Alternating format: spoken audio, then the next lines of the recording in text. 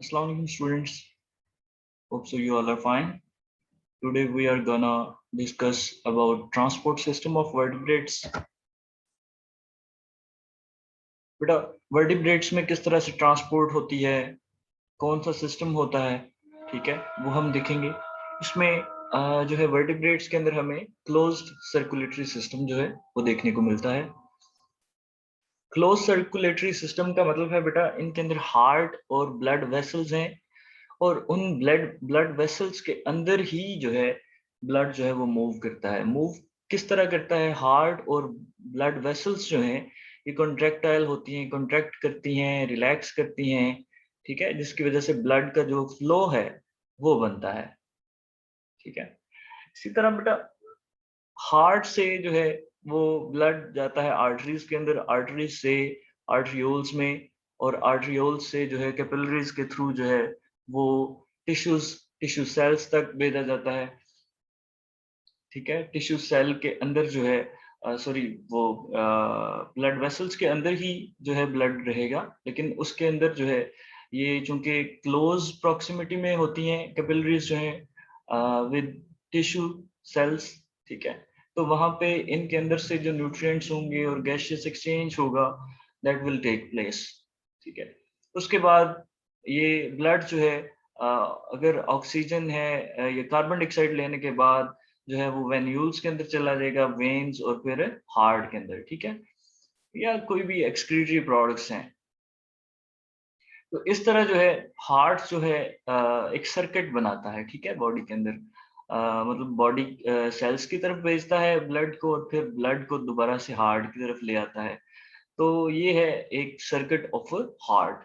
अब हार्ट बेटा एक जो ह्यूमन हार्ट है, अगर आप इसकी बात करें, वैसे हम वर्टिब्रेट्स एक ब्रॉड टर्म जो है उसको देख रहे हैं, लेकिन अगर ह्यूमन की बात करें तो उसमें डबल सर्किट जो है वो पंप के तौर पर एक्ट करता है।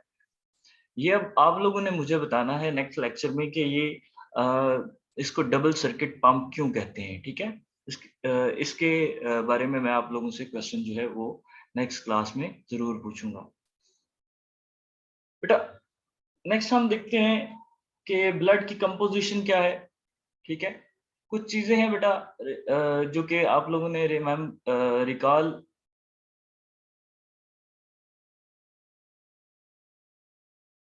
करनी है। एक्स्ट्रा सेलुलर फ्लूइड बेटा और इंटरस्टिशियल फ्लूइड, इसमें क्या फर्क है बेटा? एक्स्ट्रा सेलुलर फ्लूइड जो सेल से बाहर जो फ्लूइड होगा, जो बॉडी सेल्स हैं, जो टिश्यू के सेल्स हैं, उनसे बाहर जो फ्लूइड होगा वो एक्स्ट्रा सेलुलर फ्लूइड का पार्ट होगा। इसके अलावा जो ब्लड के साथ फ्लूइड होता है वो भी एक्स्ट्रा सेलुलर फ्लूइड का पार्ट होता है। जबकि इंटरस्टिशियल जो है फ्लूइड, उसको बेटा बोलते हैं fluid outside the cells except blood fluid. बेटा ब्लड के अंदर जो फ्लूइड होगा जिसको प्लाज्मा कहते हैं, उसके अलावा जो वेसल्स के बाहर फ्लूइड है, जो टिश्यू स्पेसिस में मौजूद है, उसको हम बोलेंगे इंटरस्टिशियल फ्लूइड। अंडरस्टैंड? उसके बाद बेटा हमारे पास प्लाज्मा जो है उसकी कंपोजिशन के बारे में बताया गया है कि प्लाज्मा की कंपोजिशन क्या है। जो ब्लड का बेटा फ्लूइड पार्ट होता है, अगर ब्लड के अंदर से आप ब्लड सेल्स रिमूव कर दें तो जो बाकी हमारे पास बचता है फ्लूइड टाइप मटेरियल, उसको हम प्लाज्मा बोलते हैं। और प्लाज्मा से अगर आप क्लॉटिंग फैक्टर्स वगैरह निकाल देते हैं तो उसको आप क्या कहते हैं? सीरम, ठीक है। ये दो चीजें हैं जो कि आप लोगों ने याद रखनी है। इसका कलर जो है वो स्ट्रॉ कलर होता है और इसमें जो वाटर है वो ऑलमोस्ट 90% जो है वो पाया जाता है, जो कि सॉल्वेंट के तौर पर एक्ट करता है, ठीक है, डिफरेंट मटेरियल्स को अपने अंदर एब्जॉर्ब करवाने में हेल्प करता है। बेटा उसके बाद इसमें प्रोटीन्स होती हैं 7%, और 3% जो है इसके अंदर हमारे पास क्या पाया जाता है? प्लाज्मा जो है वो प्रेजेंट होता है, ठीक है, ब्लड के अंदर, ठीक है। तो 3% जो है वो हमारे पास अदर जो है वो न्यूट्रिएंट्स प्रेजेंट होंगे इसके अंदर। एल्ब्यूमिन जो है ये एक प्रोटीन है, इसके अलावा फाइब्रिनोजिन है, ग्लोब्यूलिन है। बेटा एल्ब्यूमिन जो है वो 60%, सबसे ज्यादा हिस्सा कौन सा है प्रोटीन्स का? एल्ब्यूमिन, ठीक है, जो कि एग्स के अंदर भी मिलती है, ठीक है। तो ये एल्ब्यूमिन जो है ये वाटर मूवमेंट का जो है वो बायस बनती है, वाटर की रेगुलेशन करवाती है into the cells and outside of the cells. उसके बाद फाइब्रिनोजिन है बेटा, ये क्लॉटिंग में जो है रोल प्ले करती है, ब्लड क्लॉटिंग, इसको आप कोएगुलेशन भी कह सकते हैं। उसके अलावा ग्लोब्यूलिन्स हैं बेटा, इम्यूनोग्लोब्यूलिन्स होती हैं जो कि मेटल बाइंडिंग प्रोटीन्स हैं। इसके अलावा गैमा ग्लोब्यूलिन्स होती हैं।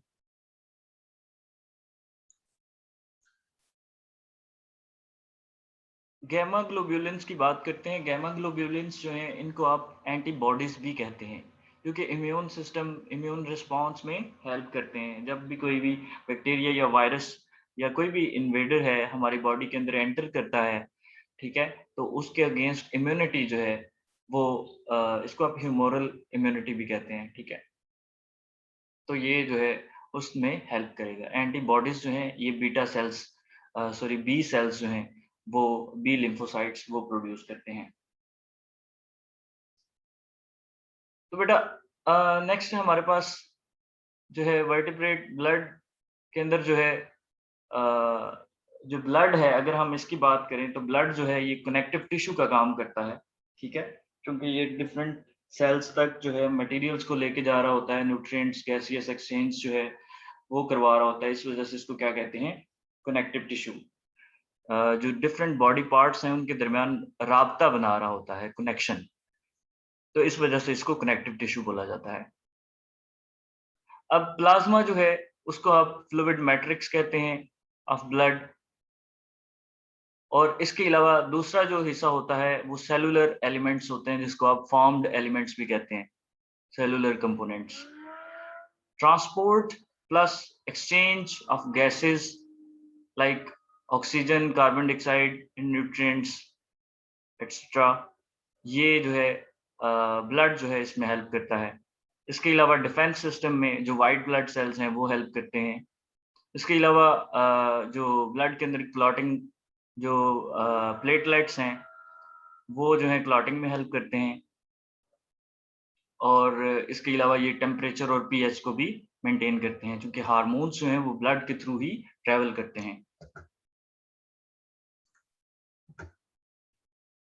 बेटा नेक्स्ट जो है गैमा ग्लोब्यूलिन्स के बारे में ही बताया गया है।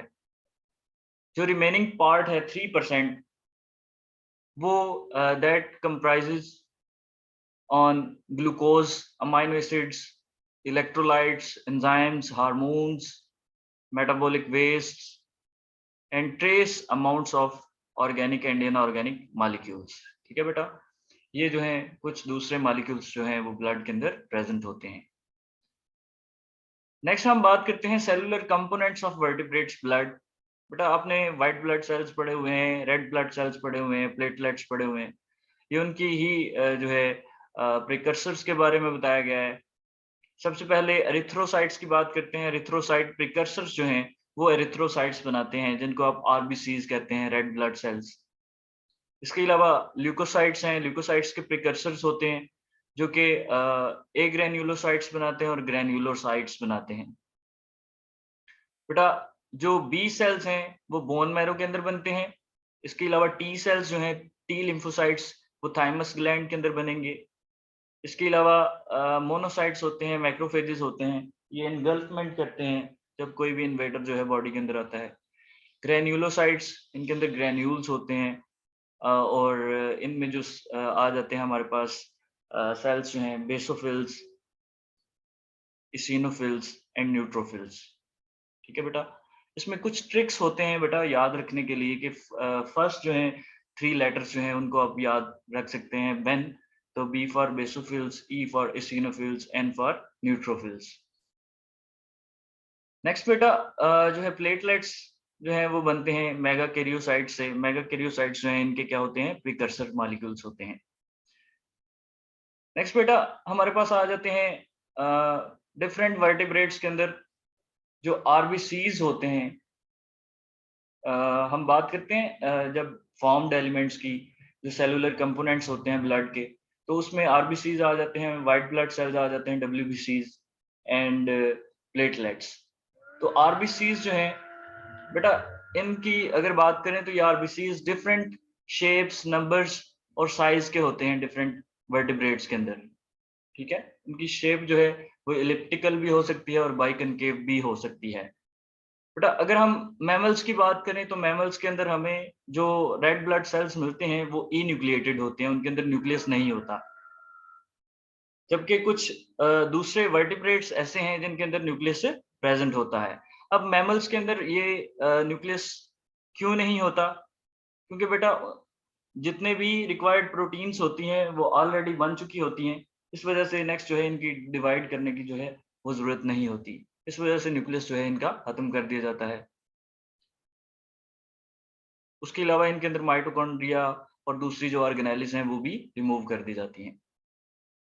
अब बेटा अगर हम बात करें शेप की, तो बाइकनकेव शेप जो है क्यों होती है? बाइकनकेव शेप जो है इसका सरफेस एरिया जो है उसको इंक्रीज करने के लिए जो है होती है इसकी सरफेस, इसकी शेप जो है इस तरह की होती है ताकि ज़्यादा से ज़्यादा जो है वो डिफ्यूजन हो सके। उसके बाद फिशेस और एम्फीबियंस की बात करते हैं। फिशेस और एम्फीबियंस के अंदर भी ई न्यूक्लिएटेड जो है रेड ब्लड सेल्स प्रेजेंट होते हैं, ठीक है। और सैलेमेंडर के अंदर बेटा लार्जेस्ट आरबीसी है। इसी तरह बर्ड्स, एवियन जिनको आप कहते हैं, उनके अंदर जो है आरबीसीज जो हैं वो ओवल शेप्ड होते हैं और न्यूक्लिएटेड होते हैं। इसके अलावा ऑस्ट्रिच है, उसमें लार्जेस्ट आरबीसी होता है, ठीक है। और बर्ड्स के जो आरबीसीज होते हैं वो मैमल्स से लार्जर होते हैं। बेटा नेक्स्ट हमारे पास आरबीसीज के कुछ फंक्शंस हैं। एक ऑक्सीजनेटेड फॉर्म होती है आरबीसीज की और एक डीऑक्सीजनेटेड। चूंकि ये गैसियस एक्सचेंज में इन्वॉल्व होते हैं, क्योंकि इनके अंदर हेमोग्लोबिन होती है जो कि अपने साथ ऑक्सीजन बाइंड करने की सलाहियत रखती है। तो जैसे ही ऑक्सीजन इसके साथ बाइंड करती है तो इसका कलर जो है वो रेड हो जाता है, ठीक है। जैसे ही आप लोगों के मतलब बॉडी के ऊपर अगर कट लगता है तो उससे जो ब्लड रिलीज होता है, ब्लड जो है जैसे ही एयर के साथ कांटेक्ट में आएगा तो वो ऑक्सीजनेटेड फॉर्म ले लेगा और इस तरह जो है वो रेड कलर एडॉप्ट कर लेता है। वैसे इसका कलर जो है डीऑक्सीजनेटेड फॉर्म में ब्लू होता है। ये बेटा हम पहले भी डिस्कस कर चुके हुए हैं कि डीऑक्सीजनेटेड जो फॉर्म होती है वो ब्लू होती है, ठीक है, डार्क रेड आप उसको कह सकते हैं। तो इस तरह जो है ये आरबीसीज के जो है फंक्शंस, इनको डिस्कस किया गया है। बेटा यहाँ पे हमारा ये टॉपिक जो है वो क्लोज होता है। फर्दर क्वेरीज जो हैं वो हम कल क्लास में डिस्कस करेंगे इंशाल्लाह ताला। ओके बेटा, अल्लाह हाफिज।